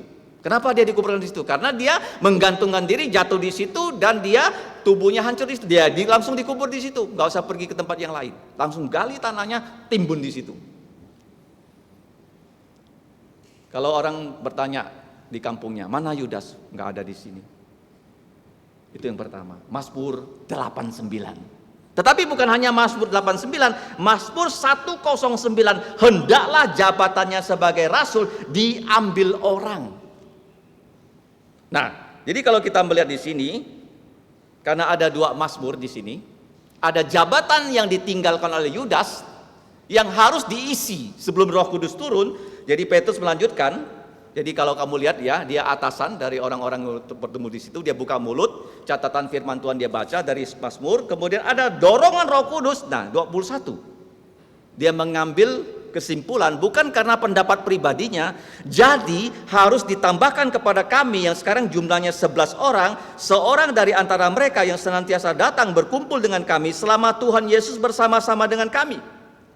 Jadi kalau kita membaca Alkitab, bukan hanya cukup ya sampai kita mengerti, tapi Roh Kudus mendorong Petrus ya untuk melakukan sesuatu. Jadi jabatan Yudas harus digantikan oleh orang. Sekarang Roh Kudus memimpin dia. Dikatakan di sini siapa? Yaitu mulai dari baptisan Yohanes sampai hari Yesus terangkat ke sorga meninggalkan kami, untuk menjadi saksi, untuk menjadi martir dengan kami yang sudah sekarang 11 orang, supaya jadi 12 orang tentang kebangkitan Yesus. Jadi Yudas itu sudah pergi, timnya yang Yesus sudah pernah bentuk 12 orang. Jadi mereka selalu dalam 3,5 tahun dikirim berdua-dua. Petrus dikirim dengan Yohanes. Ya, ada timnya. Kalau kamu baca ya, coba kita buka Matius pasal 10 ya. Itu ada penempatan kata dan ya. 12 orang tuh, kenapa 12? Harus ada 6 tim. Itu seperti kalau kita sekarang main badminton tuh ganda ya, nggak ada pemain tunggal di gereja ya. Tim. Ya. Permainan pingpong juga ganda, bukan permainan single ya. Coba kita baca. Matius 10 ayat 2. Ini adalah nama ke-12 rasul itu. Yang pertama-tama disebut Simon ya, yang disebut Petrus dan Andreas. Garis bawahi dan ya. Selalu di antara 2 orang tuh ada dan. Kemudian yang kedua apa itu? Coba lihat ya. Andreas itu saudara. Yakobus putra Zebedius dan Yohanes. Ada dan kan? Yang ketiga siapa? Filipus dan Bartolomeus. Thomas dan Matius. Alfeus, kalau kita lihat di sini, Yakobus putra Alfeus dan Tadeus. Yang terakhir kelompoknya Simon orang Zelot. Dia punya kawan adalah Yudas Iskariot. Jadi selalu berdua-dua loh. Yesus utus berdua-dua.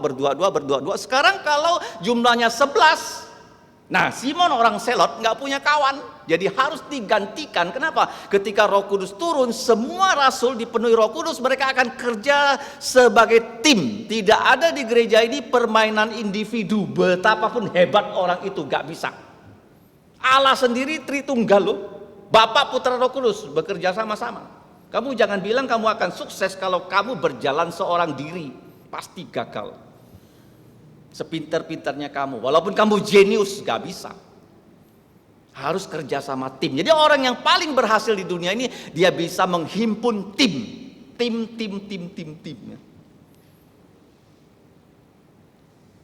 Jadi Petrus, dia adalah asisten Yesus. Dia buka mulut, catatan firman Tuhan dia baca, dorongan Roh Kudus. Dia bilang, jadi kita harus ya memilih pengganti Yudas. Sekarang dia usul eksekusi. Usulnya bagaimana? Pilihlah di antara kalian orang yang sudah bersama-sama dengan tim ini sejak baptisan Yohanes sampai Yesus naik ke sorga. Jadi tim ini bukan orang yang baru bergabung, tapi sudah lama bersama mereka dan akan menjadi saksi kebangkitan Tuhan Yesus. Dan kita bersyukur karena mereka itu jumlahnya sangat banyak, 120 orang, dan tadi saya bilang lengkap mereka di situ. mereka membuat list dari antara murid Yesus. Siapa sih yang layak? Ternyata Tuhan memimpin mereka ada 2 orang. Yaitu yang pertama yang bernama Yusuf, yang dinamakan Barsabas, yang disebut Justus. Kemudian calon kedua namanya Matias. Jadi koinonia ya dari Petrus berbicara sampai Petrus ya mengatakan kita harus eksekusi, melakukan pemilihan, yaitu election, memilih. Dan akhirnya kalau kita lihat ya dalam Kisah Para Rasul pasal 1, kita melihat poin kita yang kedua, itu mereka akhirnya memberikan usul ya. Coba kita lihat ya. Ayat 23, usul mereka adalah 2 orang yang bernama Yusuf yang disebut Barsabas dan yang juga bernama Justus. Bahkan yang kedua itu namanya Matias.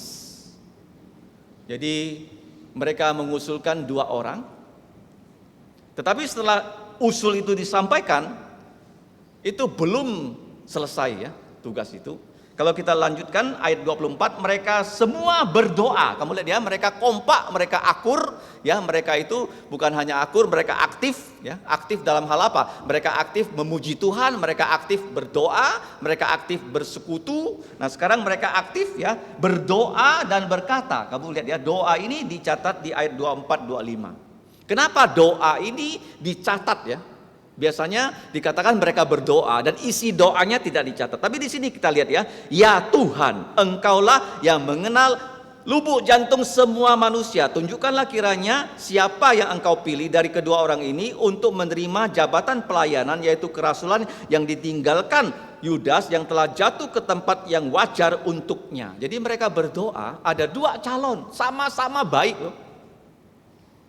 Ya, kalau kita lihat biasanya sekarang yang calon diajukan seperti bulan yang lalu kan, Kompolnas mencalonkan 5 orang calon Kapolri kepada Presiden Jokowi, ya kan? Dia pilih 1, dia serahkan ke DPR, dan DPR menyetujui dan diangkatlah ya Jenderal Listio Sigit Prabowo menjadi Kapolri yang baru. Ya, Kapolri kedua yang beragama Kristen Protestan. Sebelumnya memang pernah ada Pak Widodo, tapi Pak Widodo itu adalah familinya Pak Harto. Jadi ada 2 calon, bagaimana menilai kedua orang ini? Apakah perlu voting? Kalau voting nanti terjadi grup-grupan kan? Nanti kamu pilih ini, calon kamu nggak terpilih. Nah, kamu nanti nggak mendukung yang terpilih. Ternyata tidak.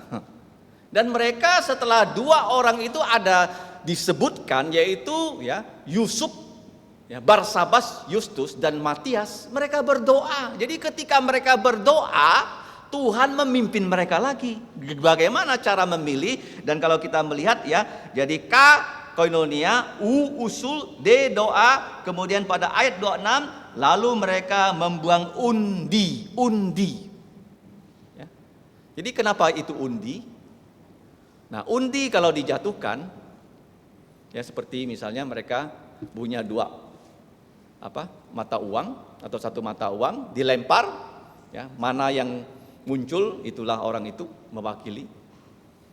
Tetapi di sini kalau kita lihat kenapa diundi ya, waktu mereka berdoa mereka meminta kepada Tuhan, Engkau yang mengenal ya isi dari lubuk jantung semua orang, kiranya Engkau menunjukkan kepada kami dari 2 orang itu yang kamu pilih. Kenapa di sini disebut isi dari lubuk jantung orang? Ada kaitannya dengan pelayanan. Karena begini ya, kamu kalau lihat manusia, pasti kamu lihat perawakannya. Apakah perawakannya cantik atau ganteng? Itu pasti ya. Kalau misalnya di sini ada orang yang jelek, nggak ganteng, kamu pasti pilih yang ganteng. Kira-kira manusia seperti itu. Manusia pasti memandang muka. Oh, orang itu kaya nggak? Orang itu punya pendidikan nggak? Itu pilihan manusia. Tetapi Tuhan kalau dia memilih, dia bukan melihat ya fisik kita, tapi dia melihat apa? Lubuk jantung kamu. Nah, pernah terjadi waktu Samuel disuruh mengurapi raja, menggantikan Raja Saul. Dia pergi ke Bethlehem. Dia membawa minyak urapan. Jadi begitu dia sampai di rumah keluarganya Isai. Isai itu banyak anak laki-laki. Jadi begitu anak pertamanya, putra sulungnya masuk, badannya tinggi, ya gagah perkasa, Samuel langsung mau urapi dia jadi raja. Karena terpesona dengan pandangan pertama. Tuhan bilang, stop, jangan Samuel. Kamu melihat muka, saya melihat lubuk jantung. Jadi waktu itu dia tanya kepada Isai, apakah putramu ada yang lain? Ada, satu persatu ditunjukkan pada Samuel. Sampai putranya yang terakhir, bukan. Tuhan bilang jangan. Terus Samuel mulai bingung. Di mana nih orangnya? Kok nggak ada? Dia tanya lagi sama Isai. Isai bilang ada satu putra bungsu. Kok dia nggak datang? Di mata bapaknya pun nggak mungkin ya Daud yang masih kecil itu jadi raja. Di matanya bapaknya loh. Makanya waktu Samuel datang, Daud itu yang paling kecil nggak dijumpakan dengan Samuel loh. Biasanya kalau orang penting datang ke rumah kita kan kita mau semua anggota keluarga kita berjumpa, bukan? Tapi Daud ini tidak dipanggil. Terus ya Daud itu disuruh pulang oleh bapaknya karena Samuel suruh. Pulangkan dia. Ternyata dia jaga kambing. Jadi kalau kamu ya berasal dari desa, dari kubu raya, ya, kamu tidak dipandang dunia. Tetapi kamu sekarang mendengarkan firman, kamu ada panggilan dari firman. Nah, kamu bisa jadi Daud loh. Dunia bisa menghina kamu, tidak memandang kamu.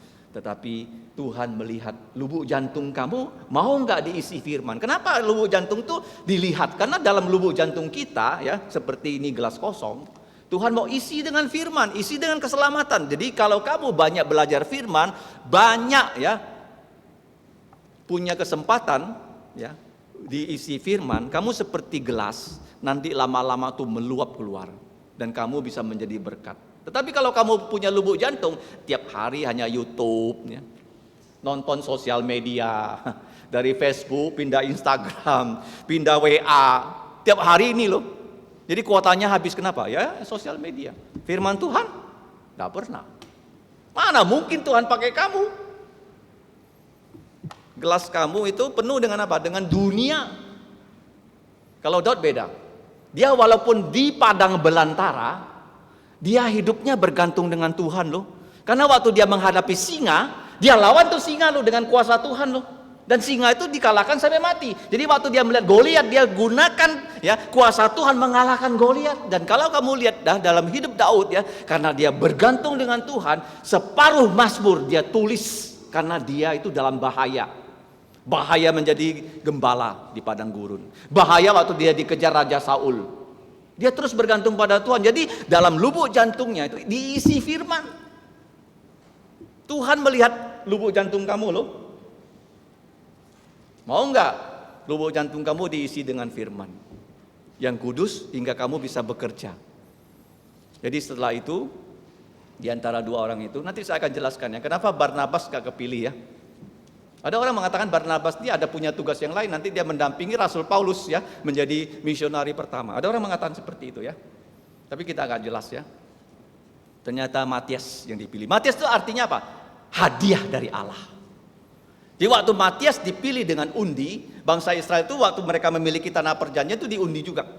Ya, siapa suku mana mendapatkan tanah yang mana? Coba kita buka ya.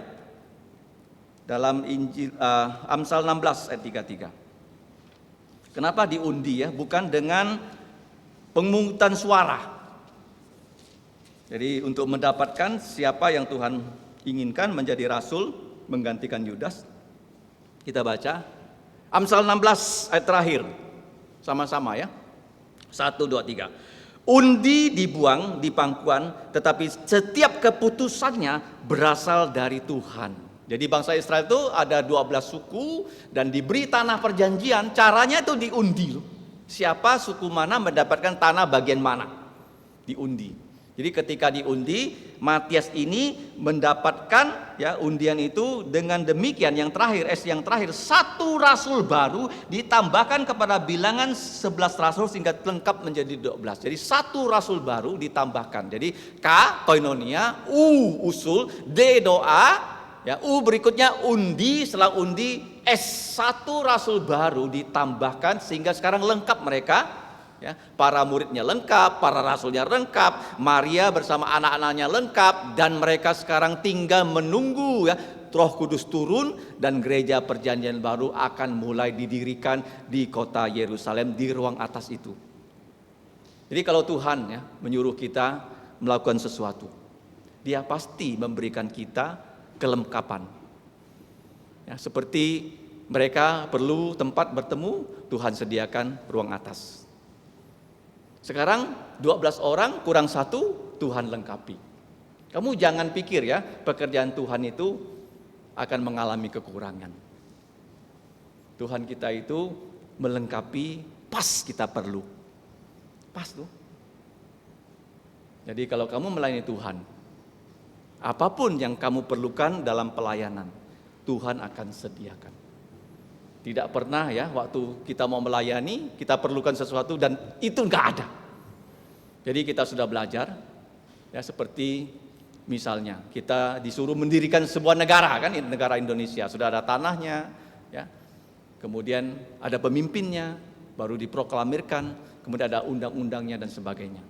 Selalu seperti itu. Nah, sekarang Tuhan ingin kita apa? Mendirikan gereja perjanjian baru.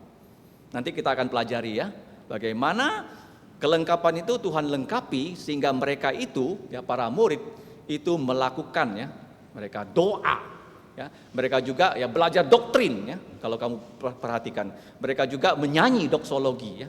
Mereka juga melakukan pekerjaan diakonia. Jadi mereka betul-betul ya tim yang paling hebat di dunia ini. Ya, setelah Yesus naik ke sorga, mereka nanti akan menjadi ya orang-orang yang dimiliki Yesus untuk melakukan misi Yesus jilid 2. Kita sudah belajar hari ini, yaitu para murid, para rasul, ya, bahkan Maria ibu Yesus bersama saudara-saudari tiri Yesus itu mereka adalah tim yang A itu apa? Akur. A kedua apa? Mereka adalah tim yang aktif. Yang ketiga tim yang A apa? Aklamasi waktu menetapkan Matias menjadi pengganti Yudas Iskariot. Kemudian ada 5 pelajaran pada hari ini yang kita pelajari. Pertama, tim yang A ini nilainya mereka itu dalam persekutuan, koinonia. Jadi waktu mereka bersekutu di ruang atas selama 10 hari, itu ada pemimpin mereka, atasan mereka yang bernama Petrus yang sudah ditunjuk Yesus ya, di mata manusia dia adalah atasan, tetapi di mata Tuhan Yesus dia adalah asisten. Jadi dia asisten Tuhan Yesus, asosiat Tuhan Yesus, dia membuka mulut. Jadi waktu dia membuka mulut, dia menyampaikan catatan firman Tuhan dari Mazmur 89 dan Mazmur 109 tentang siapa? Yudas, bahwa rumahnya akan ditinggal kosong, tidak pernah kembali karena dia pergi dari kota Kariot, dia nggak pernah balik lagi karena dia mati di kota Yerusalem sebagai orang asing. Yang kedua, jabatannya harus diisi, Mazmur 109. Jadi Petrus yang sudah mendapatkan dorongan Roh Kudus berbicara, dia harus melakukan apa? Eksekusi. Tidak hanya didorong, harus ada tindakan nyata. Jadi dia usulkan, mari di antara kalian pilih 2 orang yang sudah bersama-sama tim ini sejak baptisan Yohanes sampai Yesus naik ke sorga. Dan kita bersyukur ya, ketika ada 1 orang meninggalkan mereka, Tuhan sudah siapkan 2 pengganti. Ya, ada orang mengatakan, saya tak melayani di gereja, gereja ini akan tutup pintunya loh, akan mati gerejanya. Jangan kamu pikir begitu. Tuhan ada orang berkhianat, dia akan gantikan dengan orang lebih baik. Tapi kamu jangan berkhianat pada orang loh. Tapi kalau kamu punya teman-teman kamu mengkhianati kamu jangan khawatir, Tuhan akan ganti dengan yang lebih baik. Saya percaya Matias jauh lebih baik daripada Yudas. Kenapa? Karena Yudas tidak percaya Yesus, Matias itu orang percaya Yesus. Nanti dipenuhi Roh Kudus. Dia nanti mendampingi Simon orang Zelot menjadi tim pengabar Injil. Jadi setelah eksekusi, bagaimana eksekusi? Usul, ya. Semua orang usul, ya. Dan kita bersyukur mereka adalah tim yang aklamasi, mengusulkan dengan kompak, yaitu Barsabas dan Matias. Setelah usul, doa. Jangan lupa, kamu bukan hanya punya rencana, punya usul, doa. Makanya di gereja ini disebut rumah doa. Waktu kamu datang ke gereja ini, kamu berdoa. saya berdoa. Dan Tuhan menjawab doa-doa kita. Jadi setelah mereka berdoa, Roh Kudus bekerja lagi, disuruh bukan dengan voting ya, tetapi dengan undi. Karena kita nggak tahu lubuk jantung manusia. Kedua-dua orang ini orang sama-sama baik loh. Tapi ya memang Matias dipilih dulu menjadi rasul, menggantikan Yudas. Jadi waktu Matias ya dipilih menjadi rasul, dikatakan di sini satu rasul baru ditambahkan kepada 11 rasul sehingga lengkap sudah mereka 12 rasul. Dan sejak saat itu nanti kalau kita masuk ke pasal 2 minggu depan, Roh Kudus menuruni mereka semua sehingga mereka menjadi saksi untuk mendirikan gereja perjanjian baru di Yerusalem sampai ke ujung bumi. Siapkah kita ya menjadi tim Tuhan Yesus di akhir zaman ini? Ya, jangan sampai kita menjadi tim yang satu, tidak akur ya. Yang kedua, jangan sampai menjadi tim yang tidak aktif, harus aktif. Kita harus akur, kita harus aktif. Yang ketiga, kita harus aklamasi ya menjalankan perintah Tuhan. Mari kita berdoa. Bapa kami di surga, kami sungguh bersyukur karena Tuhan Yesus telah menyelesaikan misinya menyelamatkan kami. Bahkan Tuhan Yesus juga sudah memberikan kepada kami contoh melalui para rasulnya, para muridnya di gereja perjanjian baru untuk melakukan misi Yesus Kristus, yaitu amanat agung, mengabarkan Injil, mendirikan gereja, menyelamatkan seluruh manusia supaya bertobat melalui para rasul ini. Kami bersyukur Bapa, hari ini kami sudah belajar tentang firman-Mu ini. Kiranya Roh Kudus Engkau pakai menuliskan firman-Mu dalam lubuk jantung kami, sehingga kami bukan hanya menjadi pendengar yang baik, tapi kami mau menjadi pelaku dan pewarta firman-Mu. Ya Bapa, dengarkan doa kami, ampunilah dosa kami, hanya di dalam nama Tuhan Yesus Kristus kami berdoa dan bersyukur. Amin. Trên mùa hè chỉ cả oi khi nhắm chuối thay oi ở đường số cái vừa chuối bèn cả chuối bụi ở trang là cái rồi đi chỉ xuống xong lại sập chu là cái phun bụi phun bèn.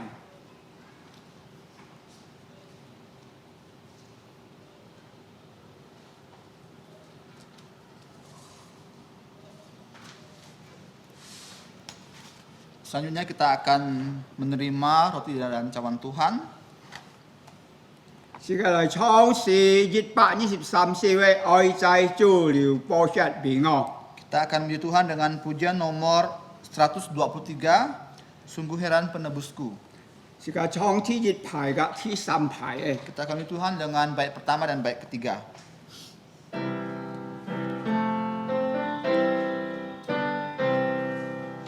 Sungguh heran penebusku,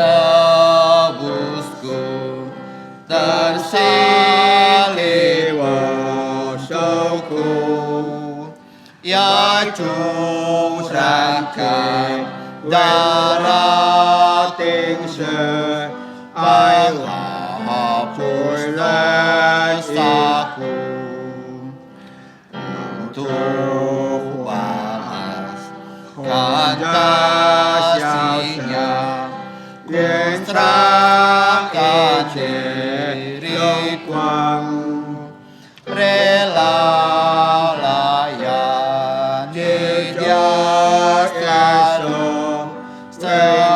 sepanjang trôi sewa. 上太甲翻開嘅嘅聖經，馬太福音 Marilah kita semua membuka Alkitab kita dari Injil Matius 呢16章呢16節到30節。 ayat pasal yang ke-26, ayat 26 sampai ayat yang ke-30. 是個嚟，我現在用法本嚟讀，然後大家如啲即上讀經呢本嚟。 Pak Pritapha akan membaca dalam bahasa Hakka, nanti saya akan membacakan dalam bahasa Indonesia. 實業先秦，他們切的時候也是乃病來祝福，超白佢體給門徒說：你們拿出切，這是我的身體。要那些病來就切了，體給他們說：你們都喝這雞，因為這是我立約的血，必當然流出來，是吹的沙。但我告訴你們，從今以後，我不再喝這葡萄汁，直到我在我父的國裏同你們喝新的那日子。37，他們唱有時跳出來，望橄欖神奇。 Penetapan perjamuan malam, dan ketika mereka sedang makan, Yesus mengambil roti, mengucap berkat, memecah-mecahkannya, lalu memberikannya kepada murid-muridnya dan berkata, "Ambillah, makanlah, inilah tubuhku."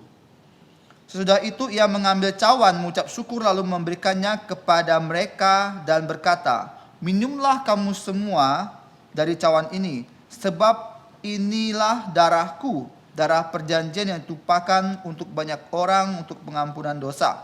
Kan tetapi aku berkata kepadamu, mulai dari sekarang aku tidak akan minum lagi hasil pokok anggur ini sampai pada hari aku minumnya, yaitu yang baru bersama-sama dengan kamu dalam kerajaan Bapakku." Sesudah menyanyikan nyanyian pujian, pergilah Yesus dan murid-muridnya ke Bukit Zaitun.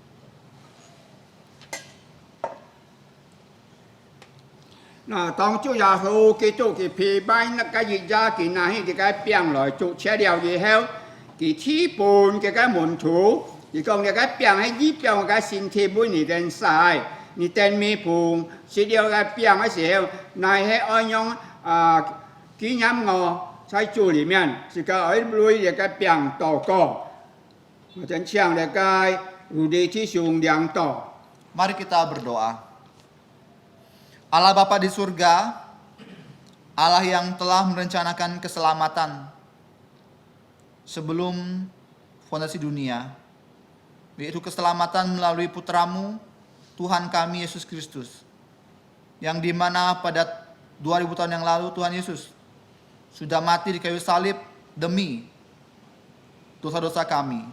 Terima kasih Bapa di surga, dan sekarang kami akan mengambil bagian yaitu roti yang melambangkan tubuh putramu yang sudah dipecah-pecahkan demi menebus kami dosa-dosa kami. Terima kasih Bapa di surga, dan kami terima dan ucapan syukur dalam nama Tuhan Yesus. Amin. Amin.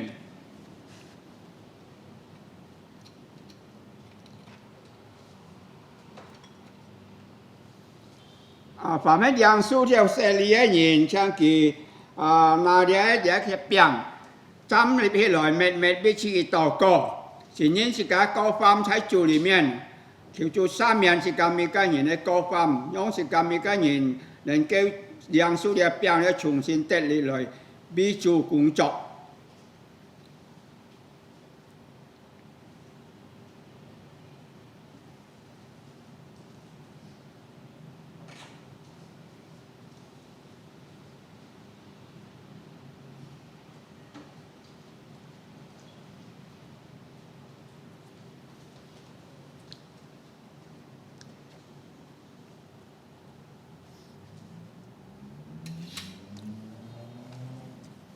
Now si ka lo chun học cam NSM cam xa song te en tian bi si ka GP de cứu su ai de cái thọ lu nhóm si ka mi ka nhìn trong xin giả su ai tu nên cái tệ chọ chu ai sa miền miền chủ si ka chui cao nên cái tệ chọ de cái yun se ne phụ phun chai de cái thiền kết hong si ka lo chun chọ cam NSM ở điang su de cái biang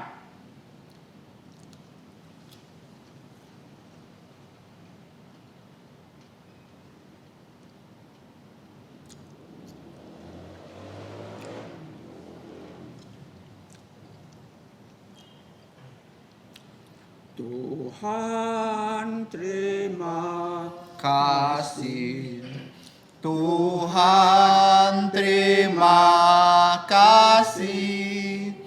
Tuhan di dalam surga, ku ucap terima kasih.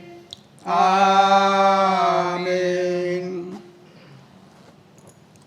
Phán heo Chúa Giêsu kỳ na hi cái bùi lời trụ cha điều kỳ công cái bùi hay dung cái thiệt so liệp cái xin dọc như tên mi phùng hót ya bùi sĩ heo chính trong anh nhớ hàng bị chết hay si nham Chúa Giêsu kỳ tu ở thái oi xa xin liều sệt thái để cái sịp si ca hong bị điều mai su si ca mi cái nhìn nên kêu 得着嘅完成嘅部分，是家嚟存着感恩心嚟領受呢個背。上嚟咧，前夫愛我哋咧做耶穌基督，而從猶真咧嗰天嚟到變滅世界行，拖上肉身成為人樣式，嚟尋叫拯救世上嘅靈魂，而沙聖了隻乃係埋數我哋每個人嘅最高是當我哋能相信耶穌人，最得三人得着嘅完成嘅部分，我哋感謝耶穌，感謝耶穌堅固嘅每個人信心。同時係幫助我哋每個人，堅固我哋每個人信心，產業健康能夠俾人發光做見證。我哋獻上感謝禱告，奉主耶穌基督嘅名求，阿門。接下來存着感恩心領受呢個杯，領受呢個杯咧，請佢人俾在站立起來，每一俾自己禱告，承認自己各方在主嘅面前。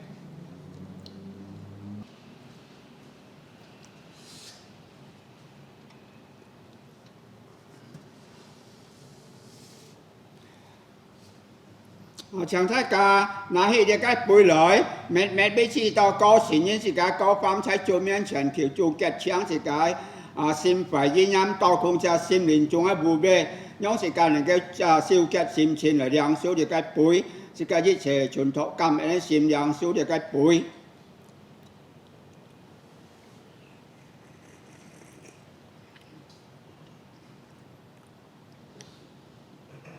Tuhan Terima kasih, Tuhan terima kasih, Tuhan di dalam surga, ku ucap terima kasih, amin.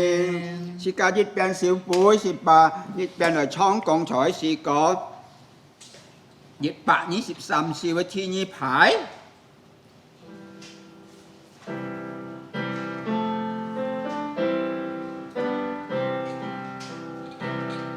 愛在寶血流出，甘心替我受苦。無限慈悲，無量恩典，如山如海，廣大第三排，道家昏暗，紅日消失，願唱一切榮光，真當。救主耶穌為人間最希望。接下是個愛兩書由聖經裡面所引起祝福。但願我主耶穌基督恩惠、天父上帝嘅慈愛、聖靈嘅感動與交通，常常與眾弟兄們同在，從今時一直到永永遠遠。阿門，阿門頌，阿門，阿門，阿門，阿門。向頭滅道三飛，願上帝祝福大家，最後時間嚟唱願主賜福。